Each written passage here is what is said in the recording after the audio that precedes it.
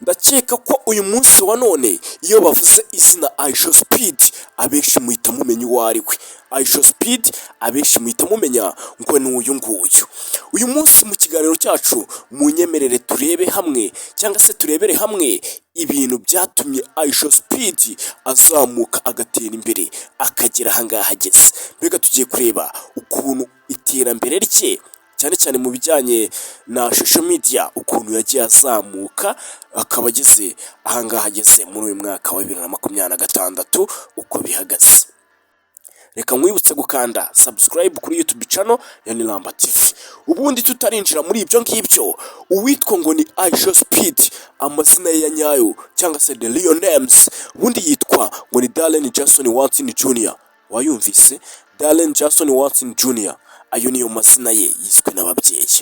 Uyu mwana ukiri mutoya yavutse ku itariki 21 z'ukwezi kwa mbere mu mwaka w'2005. Ubu kuri uyu munsi afite imyaka 21 y'amavuko. Urumva ko andakeka abenshi muri kumva iki kiganiro uyu musore muramuruta, ariko amafaranga afite ni menshi cyane cyangwa se igikundiro afite kirarenze kuri uyu munsi wa none ndetse kandi mu isi yose. Uyu mwana ubundi ahantu yavukiye ni muri Cincinnati, Ohio, USA.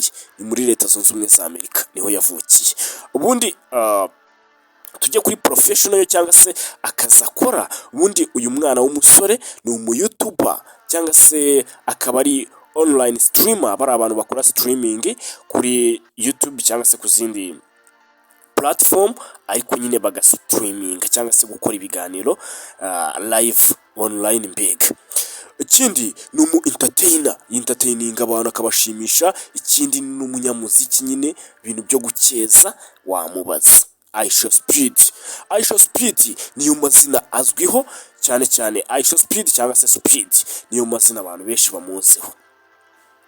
Uyu mwana reka twihute cyane, nizere ko wakanze subscribe niba utarigeze uyikandaho mbere, nizere ko wamaze kuyikanda. Ubundi uyu mwana akiri muto hagati uyu mwana akiri muto tugiye kureba akiri muto ndetse no hagati y'umwaka wa 2016 na 2020. Witwa Darren cyangwa se Aisha Speed nibwo yafunguye YouTube channel yiwe mu mwaka wa 2016. Nibwo yafunguye YouTube channel, bino twita ngo ni nka channel nyine tu, umuyoboro wo kuri YouTube. Uyu muyoboro akimara kuwufungura yari afite imyaka 11 y'amavuko yonyine. Nibwo yatangiraga gupostinga, yatangiye ashyiraho video za gameplay. Mbega yakundaga gukina icyitwa video games, murazizi. Nibyo yatangiye apostinga kuri YouTube ye, akajya bipostinga mbega ukabona nta nubwo abantu bamukurikira. Agapostinga nka video ugasanga nyine agize nka twa views dukeya turi 10 na tungahe.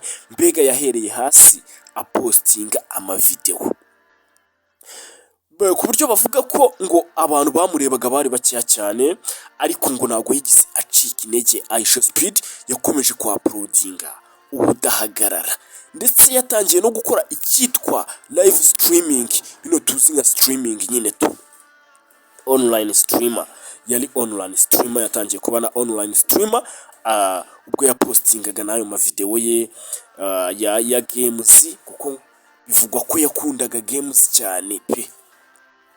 Ahasaga mu mwaka wa 2021 nibwo yatangiye kujya akora uduklipe akadukora muri streams ziwe. Ariko noneho ikindi kintu ngo cyabaga kibanze muri video ziwe ngo ni urusaku, ndetse akagira n'amareaction akabije cyane y'ubusazi. Mbega ngo yarasakuzaga cyane kandi n'ubu ntago yabihagaritse. Abantu mujya mureba video ze cyangwa se streaming ze ubona ko haba higanjemo ibintu by'urusaku, gusakuza cyane. Izo video zaragiye zirakundwa cyane ku rubuga rwa TikTok ndetse n'izindi social media. Zaragiye zirakundwa kubera gusakuza kwe, kugaragaza amareaction mu buryo budasanzwe, byaragiye biramamara. Reka turebe kuntu noneho Aisha Speed yaje kwamamara bya nyabyo akagira fame irenze. Ubundi bavuga ko ngo video ze ndetse na live stream ziwe zatangiye kuzamuka cyane kubera urusaku cyangwa se imbaraga ze yifitemo muri personality ziwe. mbega ngo we akora ibintu bye ashyizemo imbaraga cyane, kubera izo mbaraga agaragaza muri videwo ze, urusaku ko gusakuza, kuvuga cyane. Videwo ze zaragiye zirazamuka zigera ku kigero cyo hejuru, abantu batangira kuzikunda mu buryo butandukanye, bakunda amareakisiyo agaragaza uburyo asakuza n'ibyo byose.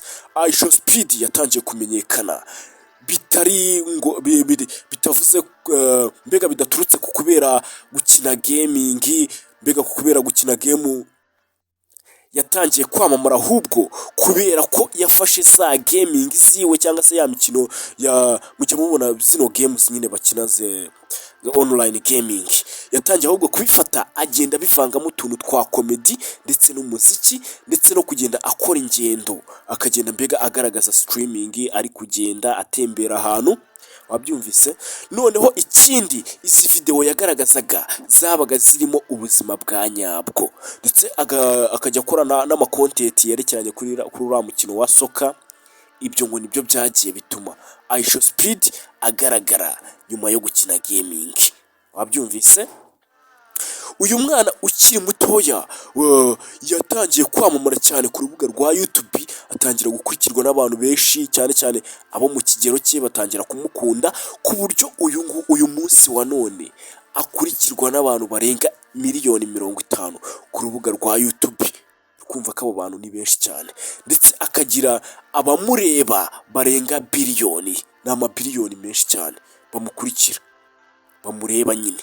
Abangamba mvuze miliyoni zirenga 50 ni abasubscribers, ariko noneho amaviews yo arenga amabiliyoni, wabyumvise, ku isi yose. Mbega ushobora gufata izo views wagabanya n'ibihugu byose bigize isi, ugasanga muri buri gihugu harimo abantu benshi cyane bamureba. Bivuze ko uyu musore akurikirwa n'isi yose, ngira ngo uri kubyumva cyane. Reka turebe noneho ibihembo yagiye ageraho. Uyu tuzi nka iShowSpeed cyangwa se Speed, uzwi nka streamer. Ubundi uyu musore yabaye streamer of the year, wabyumvise, yabaye umusitreamer wa mbere w'umwaka. Yagiye atsindira ibihembo byinshi cyane mu mwaka wa 2024 ndetse na 2025. Ibyo ngibyo ushaka no kubireba ushobora kujya ku kinyamakuru cyitwa Kenya Times, wahita uyasanga ayo makuru ukuntu yabaye streamer of the year. Ikindi, uyu iShowSpeed yabaye most influential creator of 2025 year, wabyumvise, yabaye umukreator wa mbere w'umu influencer nyine w'umwaka wa 2025, ariyo bise ngo ni Rolling Stone. Ibyo ngibyo nabyo ugiye kuri Kenya Times wabisangaho, wasangaho amakuru arambuye cyane. Uyu musore wagiye akundwa cyane, yagiye agira attracking imiziki ye muri World Cup, mu gikombe cy'isi, ugasanga noneho yakurikiwe n'abantu benshi cyane. Uyu musore mujya mubibona ko hari n'amamatch agenda ajyamo bakamuha umwanya akabanza nyine akagaragaza utuntu twe, mujya mubibona cyane ku mbuga nkoranyambaga ze. Noneho uyu musore nanone hari ikindi kintu yakoze cyangwa se aherutse gukora cyitwa ngo ni Global Tour and Influence, aho yagiriye urugendo mu bihugu bya Afurika. Ngira ngo twarabibonye ejo bundi, muri uyu mwaka twarabibonye, nako mu mpera z'uyu mwaka wa 2025 ndetse no mu ntangiriro nibwo yatangiye urwo rugendo yise ngo ni African Tour, mucyo twakita nka Global Tours and Influence. Uyu musore iShowSpeed yakoze icyo bita Africa Tour, aho yagendaga akora ama live streaming menshi cyane mu bihugu bisaga 20 bya Afurika. Iyo tour yayikoze mu minsi 28. Yagendaga mbega asura abafana be bagiye bari mu bihugu bitandukanye, ndetse akagenda agaragarizamo imico igiye itandukanye, yereka abafana be nyine imico igiye iri mu bihugu bya Afurika. Ibyo byose yagendaga abyerekana. Noneho ikindi cyiyongeyeho, bivugwa ko muri iyi tour yagize muri Afurika yagiye azamura imbuga nkoranyambaga ze cyane, ndetse ku kigero cyo hejuru, ku buryo ngo nko muri Kenya channel ye yahise izamuka byihuse igera kuri miliyoni 48 z'abasubscribers ku munsi umwe. Uri kubyumva ku rugendo yagiriye muri Kenya, urumva ukuntu mbega channel ye yazamutse.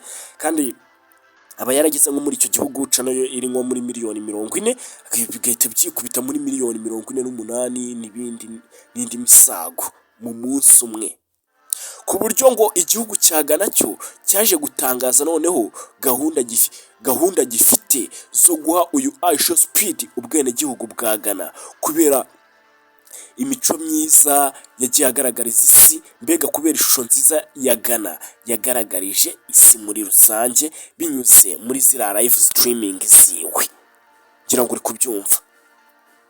Ubundi iShowSpeed noneho muri kariya ye bya nyabyo, ngo iShowSpeed yagiye ahura n'ibintu bigiye bitandukanye nko kumuhagarikira urubuga imbuga ze, harimo nk'urubuga rwa Twitch ndetse n'izindi games bagiye bamubuza kubera imyitwarire nyine.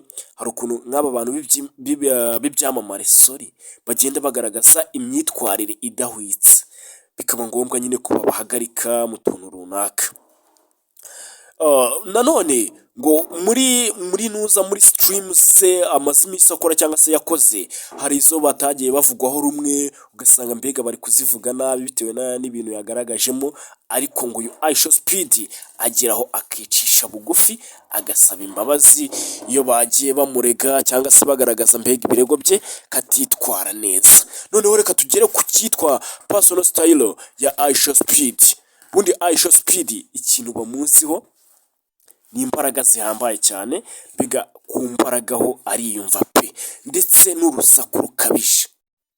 Ikindi uyu iShowSpeed ni ukuntu mbega ngiyo ari gukora live streaming uba ubona mbega yumvikana n'abafana, bagahuza bakaganira mbega 5 kwa 5 bakumvikana. Ikindi uyu iShowSpeed bamuziho muri personality ziwe ni uko ngo akunda gutembera, gukora ibintu bya traveling, ndetse agakora video zikubiyemo umuco ndetse n'ubuzima bwa nyabwo abantu duhura nabwo muri sosiyete. Ibyo byose iShowSpeed agenda abigaragaza muri video ziwe. Reka nkubwire ngo we wateze amatwi kino kiganiro, niba wakanze